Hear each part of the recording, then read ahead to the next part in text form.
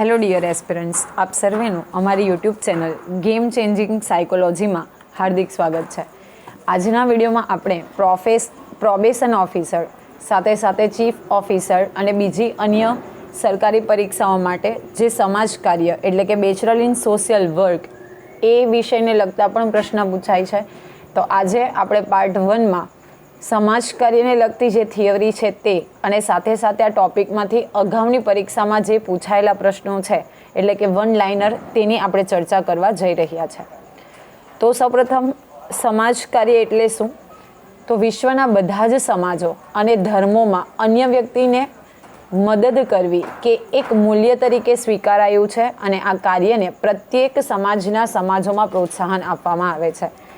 જો આપણે વિશ્વના બધા જ સમાજો અને ધર્મની વાત કરીએ તો અન્ય વ્યક્તિને મદદ કરવી એટલે કે કોઈને હેલ્પ કરવી એને એક મૂલ્ય તરીકે એટલે કે એક મૂલ્ય ખૂબ અનેરું મૂલ્ય અથવા તો સદ્ગુણ તરીકે સ્વીકારાયું છે, કે મોરલ ડ્યુટી તરીકે સ્વીકારાયું છે. અને સાથે સાથે આ જે કાર્ય છે એટલે કે વ્યક્તિને મદદ કરવું, કોઈકને હેલ્પ કરવી, તો એને સમાજોમાં પ્રોત્સાહન તરીકે પણ સ્વીકારવામાં આવે છે અને એ લગતું કોઈક કાર્ય હોય તો એને પ્રોત્સાહન પણ આપવામાં આવે છે. હિન્દુ દર્શન, યુનાન, રોમ, બેબીલોન અને મિસરની ધાર્મિક સંહિતાઓ અને પ્રજાઓમાં તેમજ ખ્રિસ્તી, યહૂદી, બૌદ્ધ ધર્મના ઉપદેશોમાં મદદની ભાવના એક ઉદ્દેશ તરીકે જોવામાં આવે છે.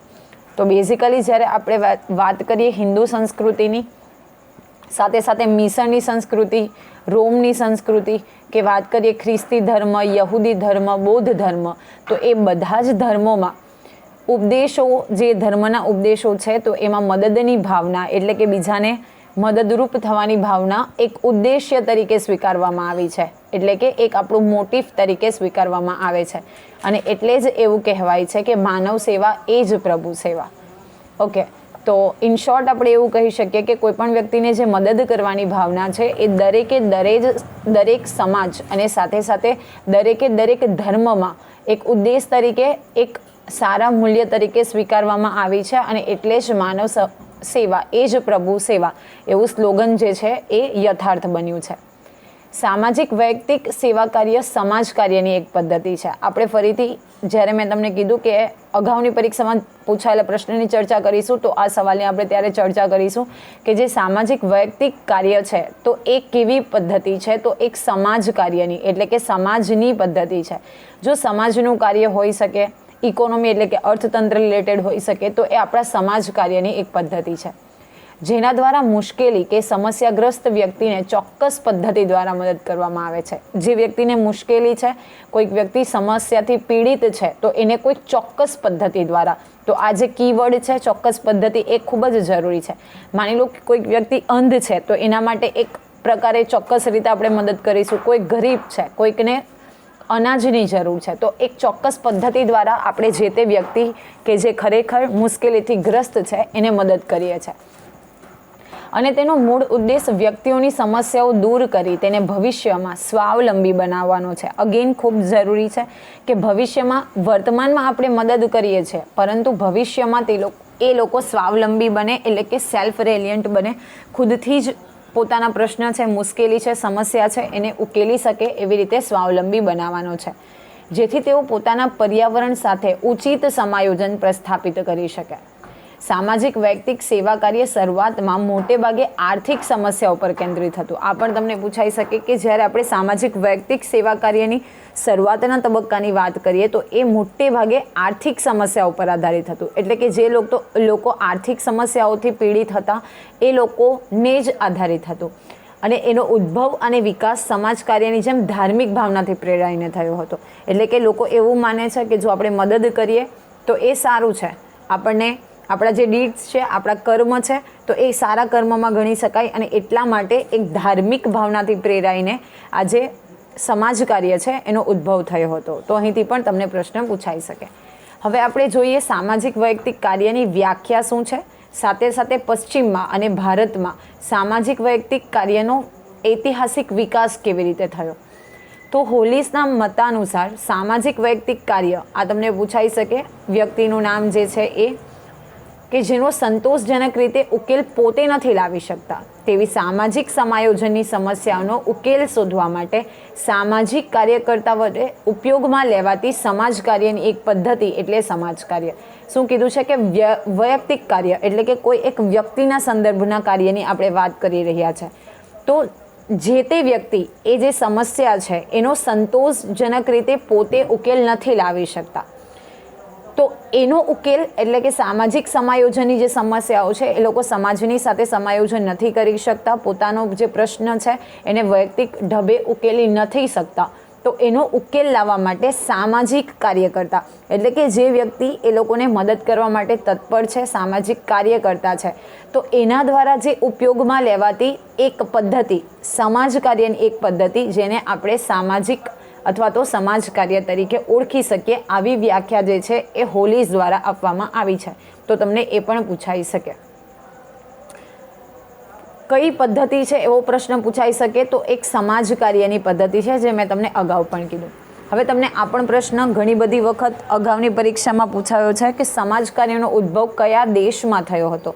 તો ઇંગ્લેન્ડમાં એનો ઉદ્ભવ થયો હતો અને વિકાસ પણ થયો હતો. તો એ કેવી રીતે થયો હતો, એની પાછળ કઈ થિયરી છે, તો એ અંગેની આપણે વિસ્તૃત ચર્ચા કરીએ. તો મધ્યકાલીન સમયમાં ઇંગ્લેન્ડમાં ગરીબોને ચર્ચ દ્વારા સહાય કરવામાં આવતી હતી. જ્યારે આપણે મધ્યકાલીન સમયની વાત કરીએ તો સ્પેશિયલી ઇંગ્લેન્ડમાં જ્યારે એનો ઉદ્ભવ અને વિકાસ થયો છે વૈયક્તિક કાર્યનો, તો ઇંગ્લેન્ડમાં ગરીબોને ચર્ચ દ્વારા મદદ કરવામાં આવતી હતી. કારણ કે ત્યાં બ્રિટિશર્સ હતા એટલે કે અંગ્રેજો હતા, અને એ લોકોની જે સંસ્કૃતિ છે એ સંસ્કૃતિ પ્રમાણે એમનું ધાર્મિક સ્થળ જે હતું ચર્ચ, તો ચર્ચ દ્વારા સહાય કરવામાં આવતી હતી. ધાર્મિક ભાવનાથી પ્રેરાઈને લોકો અંધ, અસહાય, રોગી અને ખોડ ખાપણવાળી વ્યક્તિને મદદ કરતા હતા. મેં તમને અગાઉ જ કીધું કે કઈ ભાવનાથી પ્રેરાઈને, તો ધાર્મિક ભાવના, કે આપણે જે કાર્ય કરી રહ્યા છે એ લોકોના હિતમાં છે, ઓકે, એ ગુડ ડીડ છે, તો એ ધાર્મિક ભાવના, એની સાથે ધર્મ પણ સંકળાયેલો છે. તો એનાથી પ્રેરાઈને લોકો બેઝિકલી અંધ, જે અસહાય એટલે કે હેલ્પલેસ છે, ઓકે, રોગી છે, અને ખોડ ખાપણવાળી વ્યક્તિ એટલે કે ફિઝિકલી ડિસેબલ્ડ છે, એવી વ્યક્તિઓને મદદ કરતા હતા. દાન વિતરણના કાર્યને વધુ મહત્ત્વ આપવાથી ચર્ચ અને રાજ્ય વચ્ચે અસહમતિ ઉદ્ભવી, અને જેને કારણે 16મી સદીમાં નિર્ધન અને ગરીબોને સહાયતા કરવાનું કામ રાજ્ય પર સોંપવામાં આવ્યું. તો બેઝિકલી સ્ટાર્ટિંગના ફ્રેઝમાં ચર્ચ દ્વારા સહાય કરવામાં આવતી હતી, પરંતુ એ ચર્ચ અને રાજ્ય વચ્ચે અસહમતિ ઉદ્ભવે છે, કારણ કે દાન અને વિતરણના કાર્યને વધુ મહત્ત્વ આપવામાં આવતું હતું.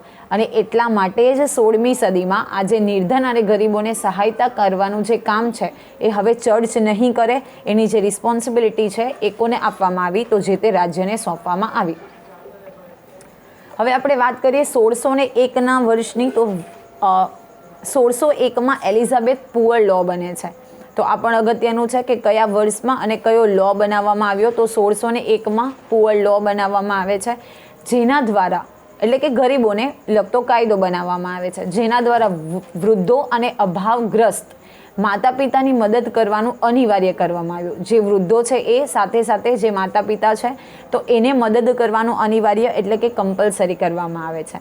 હવે જ્યારે આપણે એલિઝાબેથ પુઅર લોની વાત કરીએ તો એ કાયદામાં શું હતું, તો આ કાયદા મુજબ સમર્થ અને અસમર્થ, નિર્ધન અને આશ્રિત બાળકોનું શ્રેણી વિભાજન કરી એટલે કે કેટેગરી વાઇઝ તેમનું વિભાજન કરવામાં આવ્યું, અને સમર્થ નિર્ધનોને વર્ક હાઉસમાં, રોગી, વૃદ્ધ, અંધ, બહેરા, મૂંગા, અપંગ, પાગલ, નિરાશ્રિત અને નાના બાળકોની માતાને અસમર્થ, નિર્ધન તરીકે ઓળખાવી તેમને ભિક્ષા ગૃહોમાં રાખવામાં આવતા હતા. જુઓ કે જે સમર્થ અને અસમર્થ છે, નિર્ધન છે જેની પાસે ધન નથી પૂરતું, આશ્રિત બાળકો છે એનું શ્રેણી વિભાજન કરવામાં આવ્યું.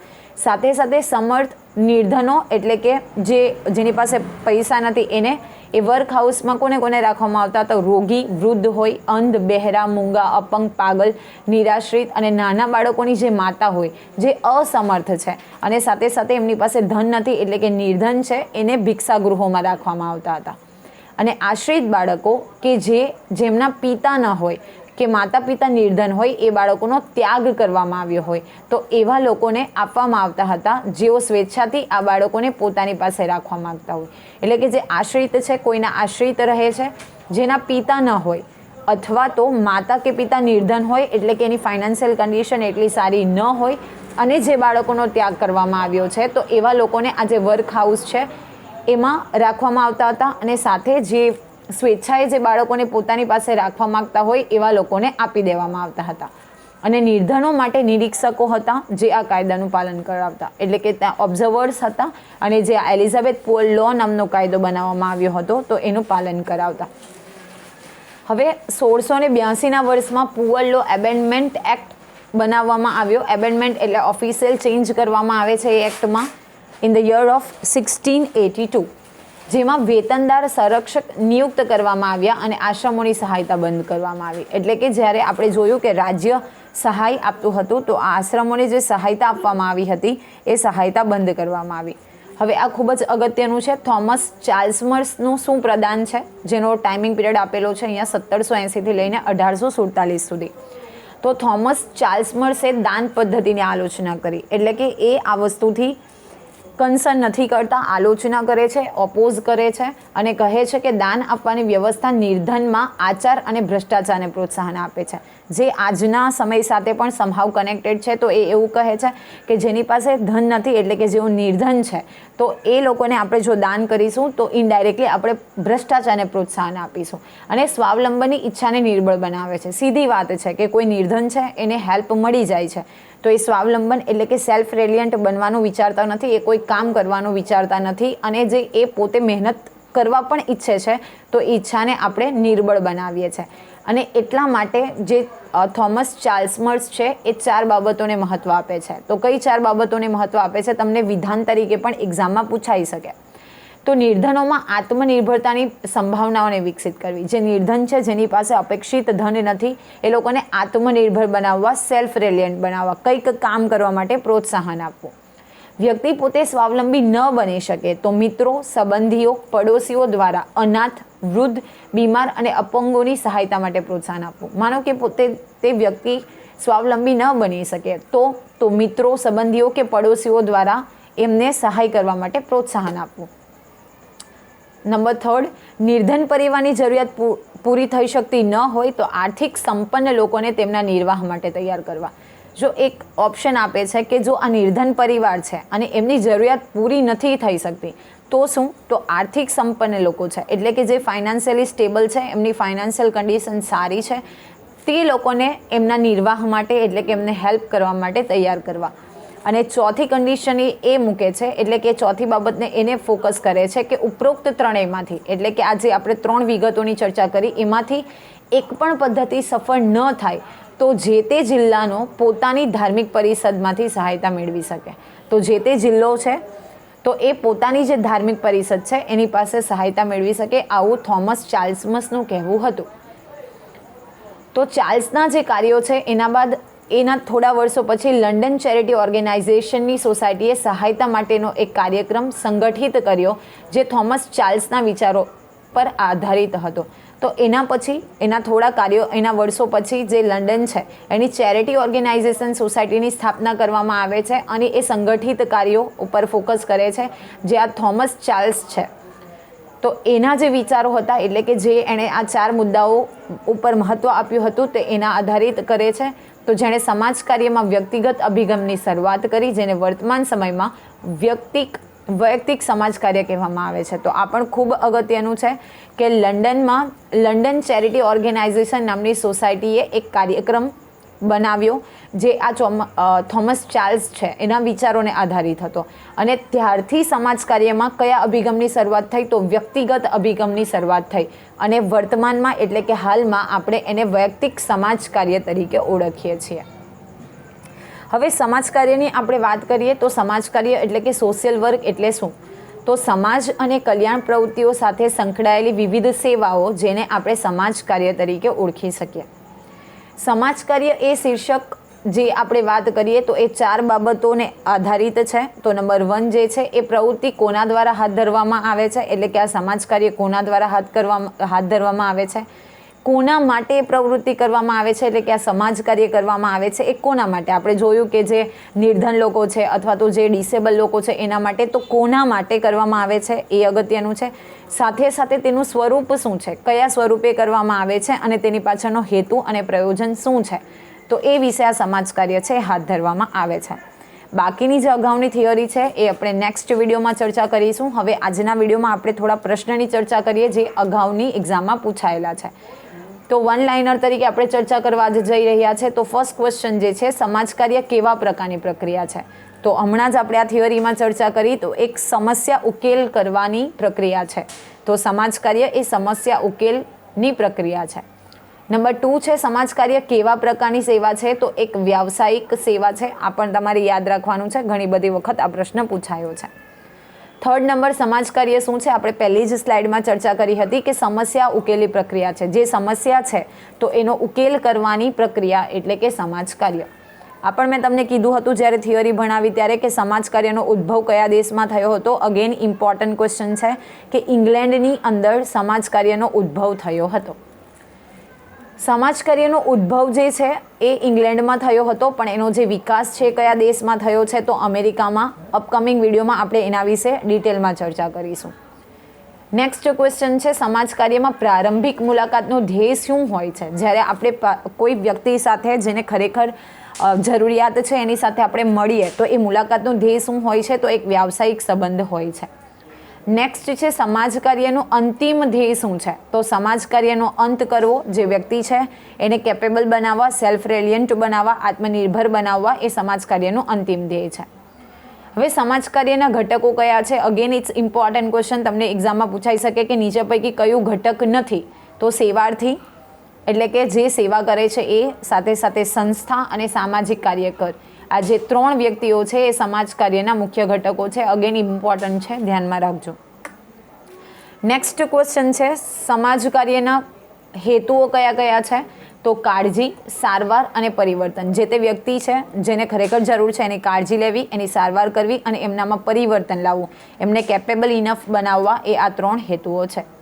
નેક્સ્ટ છે, સમાજ કાર્યનો સંબંધ કોની સાથે છે? Again it's very important. તો માનવ હિતની સાથે. ઓકે, માનવ હિતની સાથે સમાજ કાર્યનો સંબંધ છે. નેક્સ્ટ ક્વેશ્ચન છે, સમાજ કાર્યને કોની સાથે સંબંધ છે? તો માનવ કલ્યાણ અને માનવ હિતની સાથે. અગેન બોથ આર સેમ, ખાલી એક ઓપ્શન છે એ વધારેલો છે કે માનવ કલ્યાણ અને માનવ હિતની સાથે સંબંધ છે. નેક્સ્ટ ક્વેશ્ચન, સમાજ કાર્યમાં સેવાર્થી વિશેના નિર્ણયો કોણ કરે છે? તો કેવી રીતે સેવા કરવી, તો એના નિર્ણય જે છે એ સેવાર્થી પોતે કરશે કે એને કઈ રીતે મદદ કરવી છે, કઈ રીતે સેવા પ્રોવાઈડ કરવી છે. નેક્સ્ટ ક્વેશ્ચન છે, સમાજ કાર્યનો ઉદ્દેશ્ય શું છે? Again it's important. તો સમસ્યા નિવારણ અને જરૂરિયાતની પૂર્તિ. આપણે પહેલી સ્લાઇડમાં ચર્ચા કરી હતી કે જે તે વ્યક્તિની જે સમસ્યા છે તો એનું નિવારણ કરવું અને એની જરૂરિયાતની પૂર્તિ કરવી એ સમાજ કાર્યનો મુખ્ય ઉદ્દેશ્ય છે. નેક્સ્ટ ક્વેશ્ચન છે, સમાજ કાર્યનો આધાર શું છે? અગેન ઇટ્સ ઇમ્પોર્ટન્ટ કે વૈજ્ઞાનિક જ્ઞાન અને સાથે સાથે માનવ સંબંધોની કુશળતા એ સામાજિક કાર્યનો આધાર છે. તો આશા રાખું છું કે આજના વિડીયોમાં તમને ખબર પડી ગઈ હશે. અને જો તમને વિડીયો ગમે તો એને લાઇક કરજો, શેર કરજો અને અમારી ચેનલને સબસ્ક્રાઈબ કરજો. સાથે સાથે નોટિફિકેશન પણ ઓન રાખજો જેથી કરીને તમને આવનારા વિડીયોઝ અંગેની માહિતી મળી રહે. Thank you.